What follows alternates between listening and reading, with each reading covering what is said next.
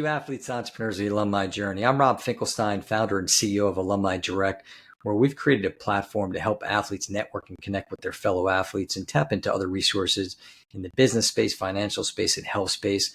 But this show is all about athletes transition out of sports. It's such a major issue today, whether it's from a financial standpoint, a mental health standpoint. So we interview athletes every week, and we talk about their journey out of sports. And today we're so excited to have Kelsey O'Connor. How you doing, Kelsey? Thank you so much for having me. It's a pleasure, and it's fun when I get to have some of the younger athletes that have just graduated. A lot of us that you'll find on the podcast, we've been around for a little bit and into our career, so it's nice to have people just coming out of school. So Kelsey was a star softball player, college softball player at NC State. Unfortunately, her career ended due to injury, which we'll talk a little bit about. And then it's interesting. She got into motivational speaking. We'll do a plug later on. She did the commencement speech at North Carolina State that went viral, and ultimately she's developing her brand, Life Beyond Labels, which she's going to talk all about today. And we're excited to hear more about that, including being a podcaster. So you're joining the ranks. You got motivational speaking, which I haven't done yet, and now you're doing the podcast. And this is awesome. Yeah. So let's No, talk. this is great. I really appreciate it. Yeah, no, it's cool, and you can see she's got that smile. So we're gonna be fired up today. Okay, so Yeah, it's gonna be a good conversation. absolutely. So Kelsey, talk about playing sports growing up and how that shaped you leading up into college. Yeah, so I traveled all over the country playing travel ball. The goal to play in college started super early for me, probably around 10 years old. I knew I wanted to play in college. And you don't even realize it, I think, in the moment sometimes, how much it does shape you as a person. And I think looking back, even just the traveling and um, just teammates and the relationships and the resilience that you develop just from bad practices or good games and just really does shape you for the long run. I was really fortunate. I just think that, balancing some of the fun and traveling and the excitement of the game while also just the intensity of getting a good night's sleep every tournament and, trying to eat well and sleep well and just playing a team sport and showing up for your teammates really did make me a better person. And a lot of what we talk about too, which we'll talk about speaking wise, I was really quiet and kind of shy. And I think softball really gave me a voice and kind of, taught me how to project and advocate for myself and just learn to tap into my strengths. So I think just growing up in sports really did shape me. And I see that more now than I did in the moment, which is cool. Yeah, no, I agree. I mean, a lot of times you just don't know while you're playing. Interesting because a little bit of a different perspective. And I told you was a travel baseball manager for many years with my son. So when you went to these tournaments, obviously the games were important, all that, but was there the camaraderie afterwards? 'Cause I know what the baseball it was like, where just all the girls after the game just doing the fun things in the town too, besides the softball. Yes, absolutely. We went to Colorado every year. That was one of the bigger tournaments in California, and we would always go rafting, or we would go hiking, or even if we just played cards at the hotel. It really was that camaraderie afterwards of going out to eat and hanging out with each other. That was really special, and I was really grateful, for the coaches and the parents that kind of got us to slow down and enjoy those moments in between. It was really special. Yeah, no, that's great. I mean, I remember asking the boys that, like I talk to them now years later and ask them, what they remember. And a lot of it wasn't necessarily remembering the games, but more so just remembering the fun they had as a team and the brotherhood and all that, and just going to these, yeah, like you say, doing different things out there. So that's great. So let's fast forward into college now. So, one thing we're talking about, um, and you had a tough time. You'll talk about the transition out of sports, but when you were in school, was there education around, and not just like a 1 day workshop, but was there any education around like, okay, here's a class or workshop that might, could be a semester or 3-4 weeks where your school would talk about that, like what's next after sports? It was not really what's next. We had one semester class that was like an introduction to student athlete life. But it didn't necessarily have to do with anything after sports. I would say it was more so to get you ready for the schedule and the time management, but there definitely was a lack of education or discussion around what you were going to do afterwards. Um, And it was interesting. I even had some teammates that, came in and weren't sure about their major or maybe changed their major just to play. And so they weren't really even looking at what was going to happen after those 4 years. So there really was not a lot of discussion or education around what you were going to do after, or even just in the moment, if you were studying the right thing or if you were on the right track. There really wasn't a lot around that. And do you think that would have been helpful to have something like that, just in retrospect? Absolutely. Yeah. Absolutely. I think it's interesting when I talk to some of the people that I go to travel and speak to teams now. Um, it doesn't athletic departments, they don't really see the purpose of it in the moment because they want their athletes to be focused on what's right now. But I would really make the argument that it kind of helps athletes to zone out and takes away some of the pressure when you do allow them to see a little bit further down the road and think about who they are outside of their sport and allow them to think about their future afterwards. To take some of that pressure off of everything that's happening in the moment, I think it would have been really, really beneficial, especially for me. I mean, we'll talk about my transition. It was very abrupt, and premature, and I was not prepared for it. I think what prepared me for it were the personal relationships I had in my life. And when I was playing travel ball, I had coaches that, we did career workshops in high school, and we did, um, just a lot of, workshops around who we were outside of the sport. And so I felt really prepared personally going into college, but I wouldn't necessarily say that what I received at the university prepared me or helped me at all with that transition afterwards.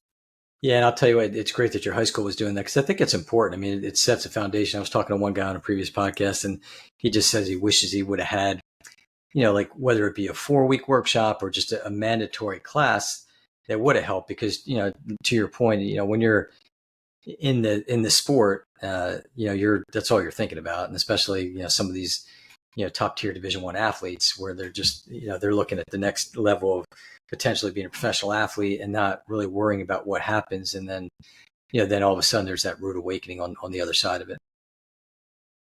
Yeah. Yeah, absolutely. So let's talk about networking, connecting. So obviously this is something important to us.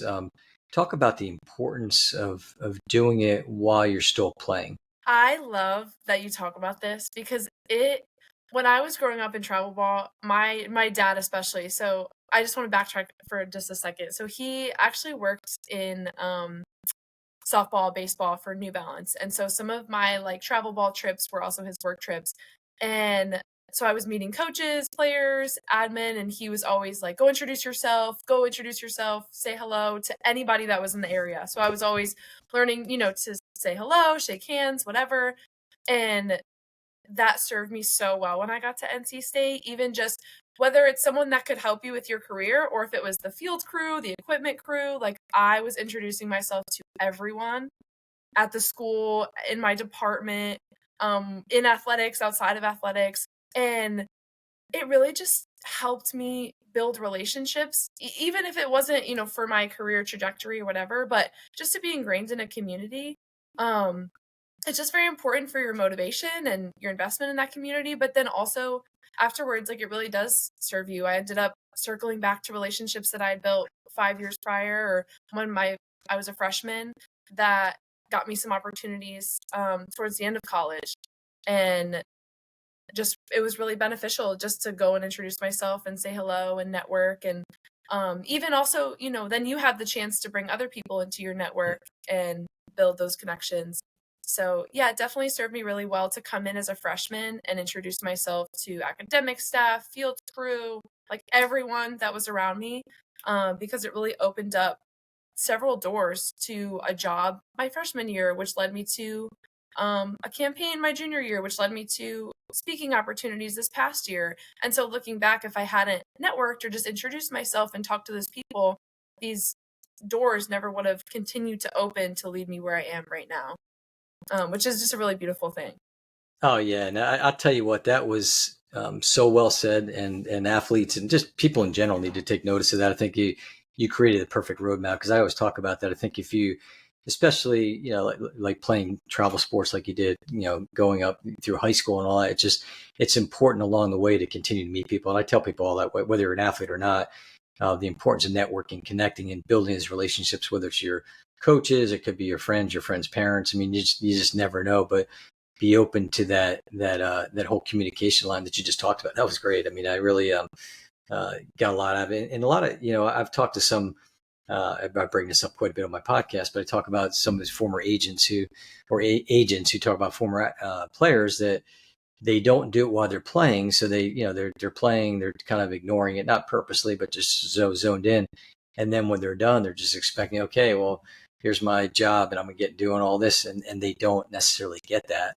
And so I think with that being said, you just need to do, especially while you're still relevant. So, I mean, obviously when you're playing, you're still relevant, but that's great. That's great. So let's talk about, That's such a good point, though. yeah, no, go ahead. Sorry, I was just gonna say that's such a good point, though. Just because I feel like, yeah, like, I look at it now even, and sometimes when I'm doing my speaking, I think that what's gonna get me through the door is that I played softball. And sometimes when I zoom out, I realize that it was my personality and my character and my ability to connect with people that got me through the door, and not just the fact that I played softball.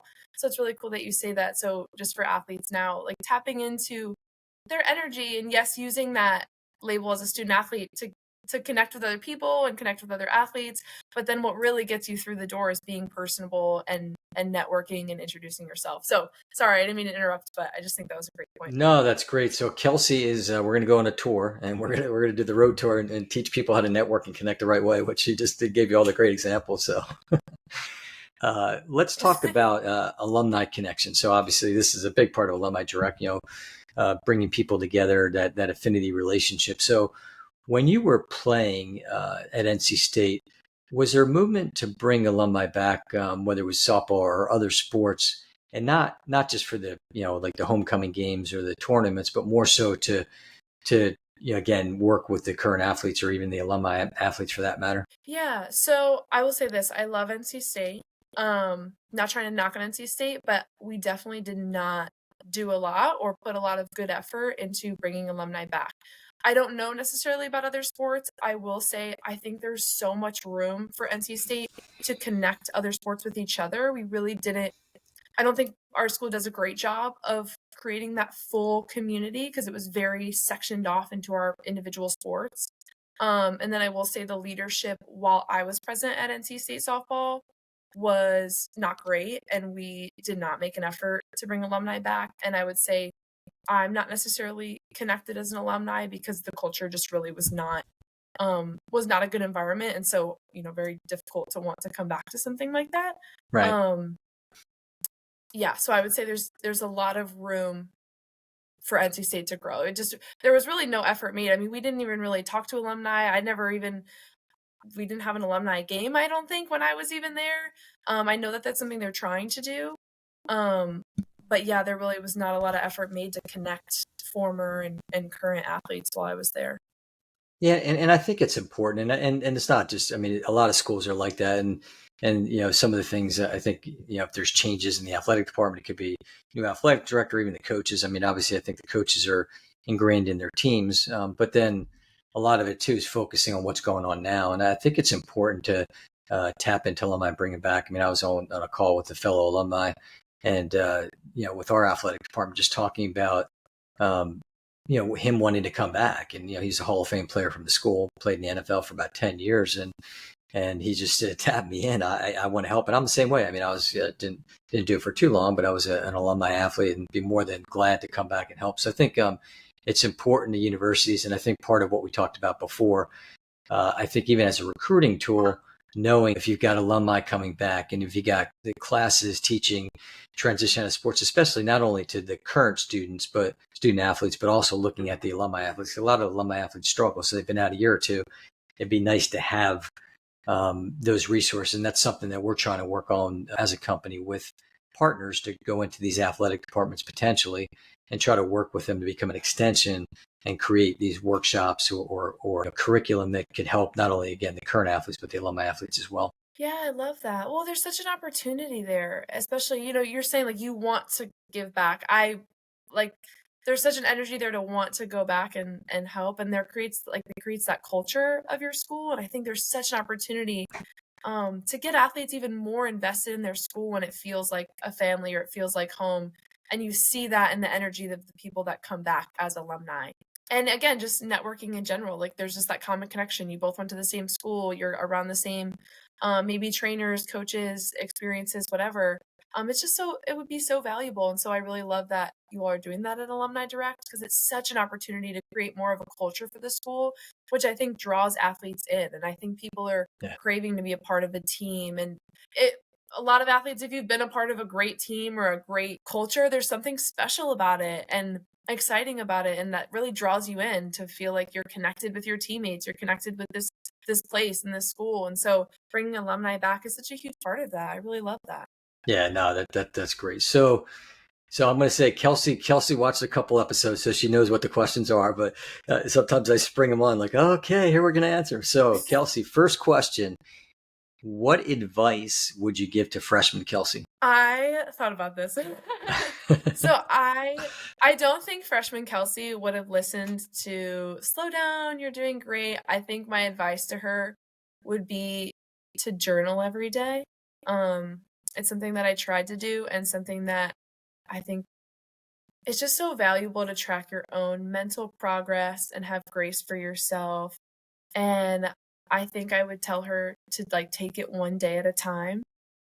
I was always so caught up in the next thing that I was never just like evaluating how I did at that practice or that particular day and soaking it in. I was always looking for the next thing to achieve and the next season and the next accomplishment. And so I would tell her to be where her feet are.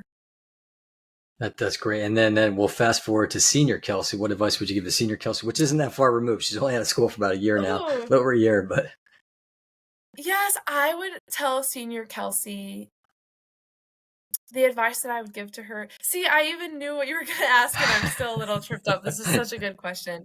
I would tell her to give herself grace and to thank the people around her for getting her where she is.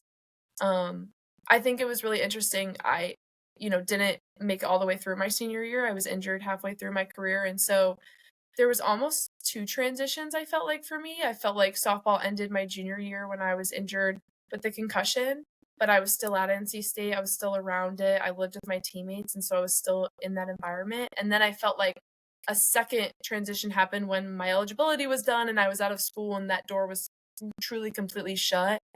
And so I would tell that version of Kelsey just to be kind to herself, to be proud of herself. Just because I didn't, finish the way I wanted to doesn't mean I still didn't, earn some of the understanding of what athletes go through and show up to practice every day and give my whole heart to that program.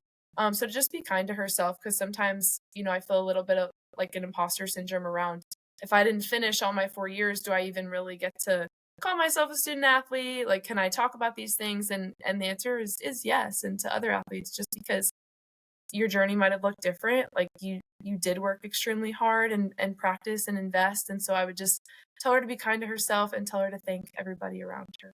That's great. Great advice there. So let's talk about, I want to talk a little bit about the athlete skill set.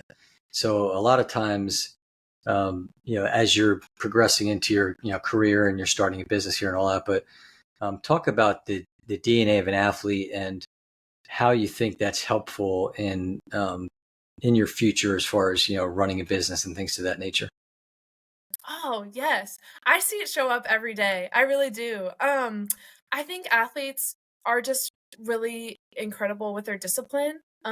Because as much as I love what I'm doing, I love motivational speaking. I love hopping on podcasts like these. But there's times where I have to do emails or some admin stuff that I didn't realize came with this type of work. And I think athletes are just really good at recognizing like sometimes you don't want to do it and you accept that you don't want to, but you do it anyways, and you kind of push through that barrier of just having that self-discipline and showing up for yourself and waking up early and just prioritizing what you want most over what you want maybe right now, which is more sleep or to kind of take a little bit of time off. And so I think having, that attachment to that purpose and those long-term goals and seeing the short-term build to those long-term goals, just even for instance, when you're in the gym lifting every day, like it's not necessarily the most exciting, fun thing, but you're doing it to get to a long-term goal. And I think I see that every day in just the little things that I'm doing behind the scenes that aren't contributing or on a stage or whatever, but my journaling, my writing, my self-development is really contributing to what I'm saying to other people and getting hired to speak, and just those connections I'm building with other people. A lot of that is done behind the scenes. And so I think just that athlete skill set of showing up for yourself and reflecting on your own performance and being able to take feedback. I mean, my first speaking engagement was not the greatest at all. I definitely would change so much about what I said and what I did and my nerves around it, but being able to evaluate myself with grace and then just move forward and, you know, live to fight another day. That's another part of being an athlete that just you don't realize how helpful it is, that daily resilience that you have and that you've built up through other aspects of your life that can be applied to so many things. So yeah, just the resilience, the mindset, being able to choose a good mindset. You don't always want to show up every day, but just choosing to be a good teammate and choosing to impact the energy around you in a positive way. I see that show up in my life and my relationships and just the person that I want to be. It really does apply not just to your career, but just to who I want to be and what I want my life to look like and the purpose I want to fulfill and the lives that I want to impact. And so, yeah, that's my answer to that. It shows up in a lot of ways. Yeah, no, that's good. And I think the some of those key words there, resilience and, be persistent. There's leadership. There's no quit team. There's so many aspects of that. And I think athletes need to realize that. So, when you're out there and some of these athletes struggling, when they're done, like, oh my gosh, I'm a football player. I'm Kelsey, the softball player, Rob, the runner, whatever sport you're in, don't let that define you as the person. You've got a lot of years ahead of you, and people realize that. And I think companies, I've had one guy on our podcast, he was a former football player in college, and then ultimately went on to be a successful CEO of a couple of large companies. And he implored athletes, like, look, don't, when it's over with your playing, you still have so much time ahead of you, and people want to be around that. They realize your skill set. So look at that. Don't, I mean, it's easier said than done, but, we'll talk about transition next, but, a lot of people struggle, but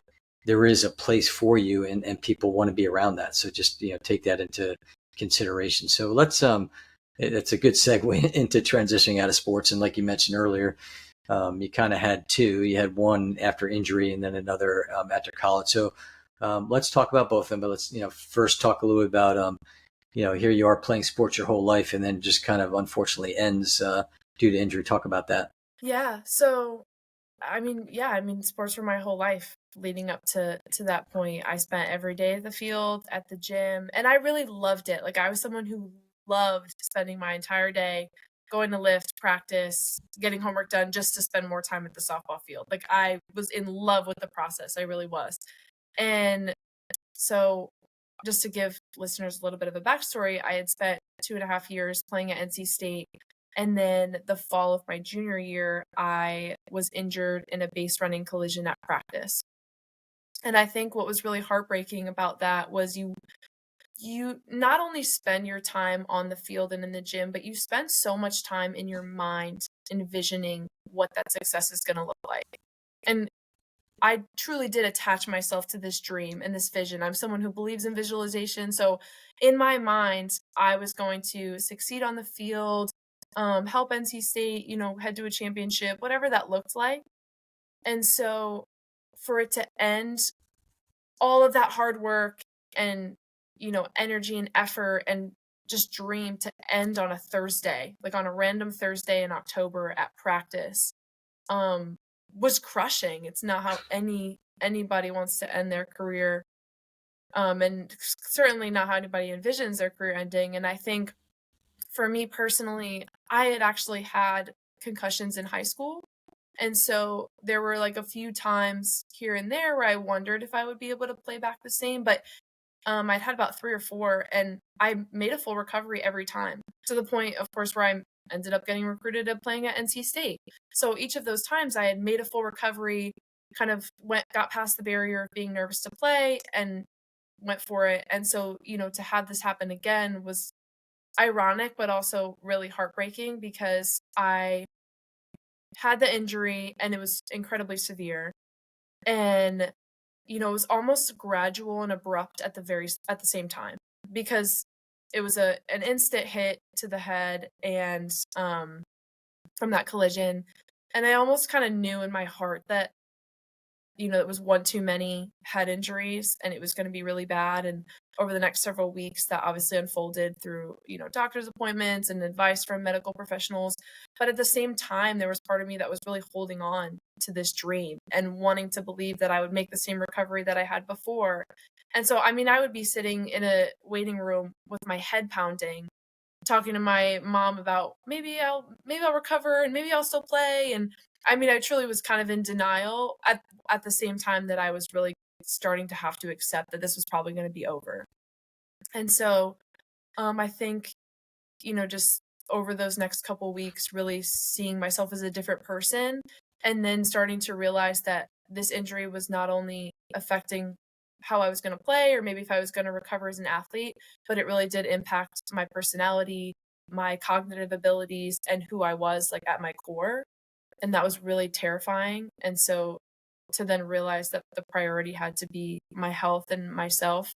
Um, but there were definitely some other factors that played into the abruptness of that, and I won't go fully into that, but, my coaches, my teammates, they really didn't have a very kind response to my injury, and because it's an invisible injury, it was really tough for them to understand. So while I'm, kind of processing this entire thing, they're getting frustrated, telling me that I should be back by now and I looked fine. And so essentially when I did decide to medically retire, like my coaches, there's a kind of a whole thing with that, but they didn't speak to me. I didn't A lot of my teammates no longer spoke to me. And so it was really this whole identity of this family that I had poured myself into and this school. And not only with practice and showing up for my team, but I had really done a lot to try to do workshops with my teammates of how can we make our culture better because it wasn't the best. And I was going to our athletic administration to talk about mental health resources for student athletes. So I was really investing myself so much, not just into my team but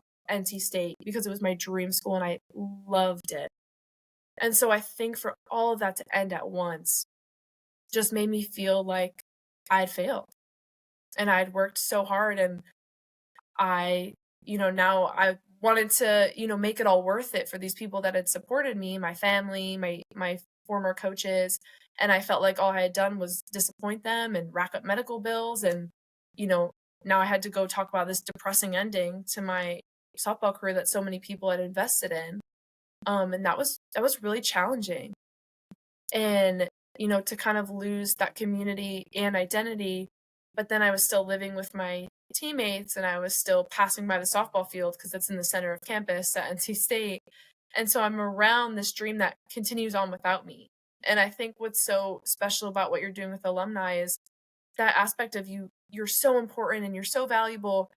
And your coaches can even say, softball's what you do, not who you are.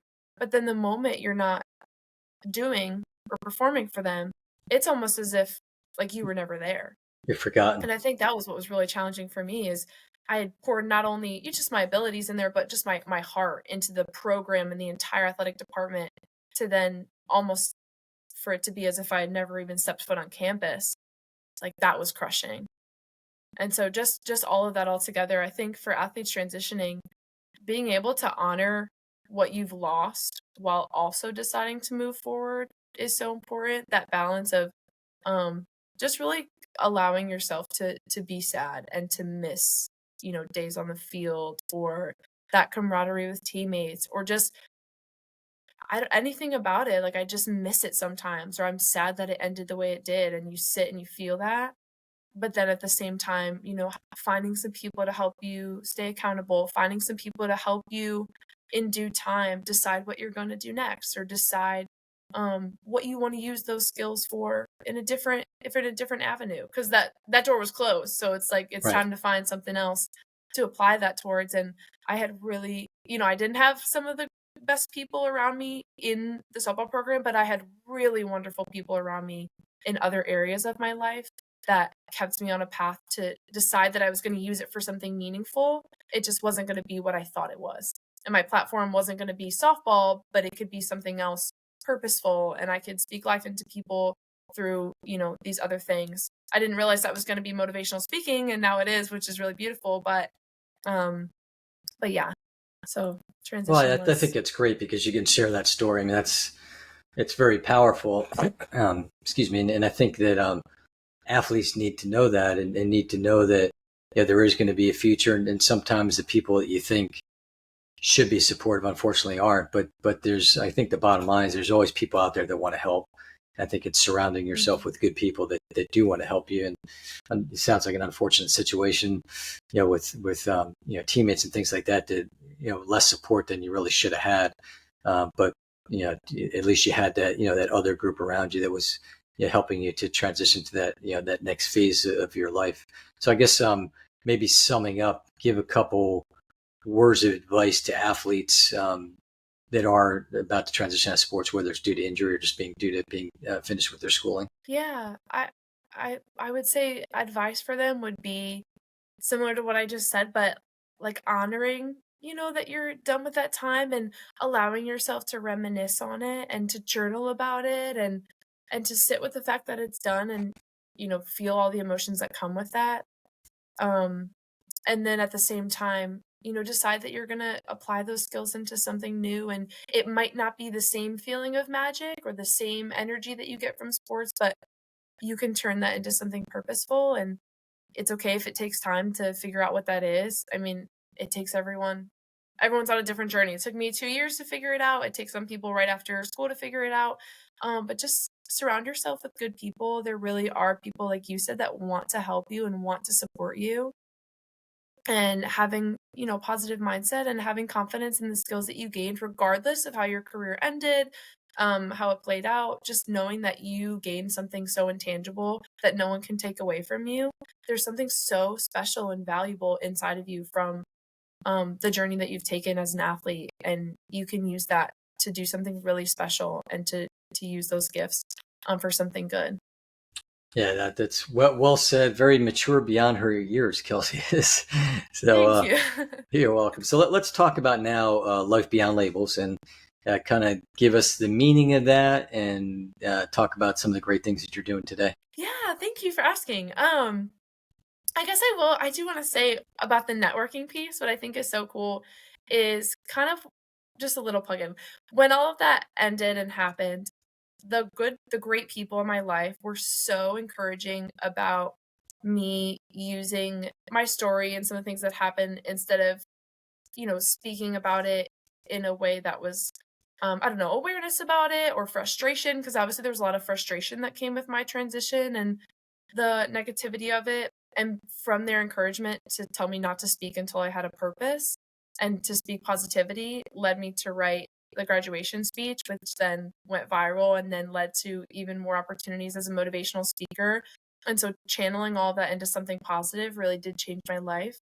And so Life Beyond Labels was really just a gradual idea of finding myself outside of sport and finding myself outside of abilities, because I also was struggling in school and struggling as a person because of my head injury. And so really I didn't have any performance to offer in what I was doing, and I wasn't sure how I was going to recover.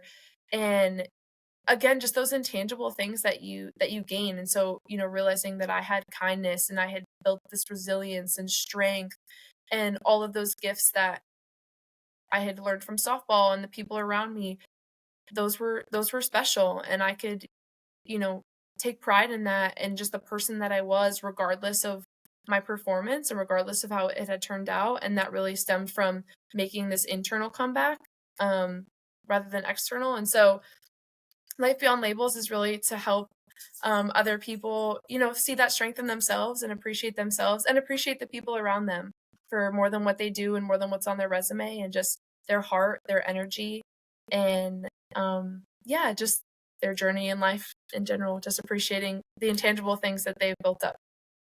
That's great. And then, so you're going to be doing a podcast with our friends from sportspreneur.com. Make sure to check out all the great podcasts there. So talk a little about your podcast. I guess it's probably an extension of what you just talked about, but what are you going to be doing on that? Yes. So on my podcast, it'll be a little bit of a mix. So I will be interviewing athletes, performers, entertainers, and kind of giving them a space to talk about who they are beyond their labels, beyond that label of an athlete, a performer, and just talk about who they are as people. And then another aspect of it will be some of my speaking and some of what I'm doing around the country, speaking to universities, nonprofits.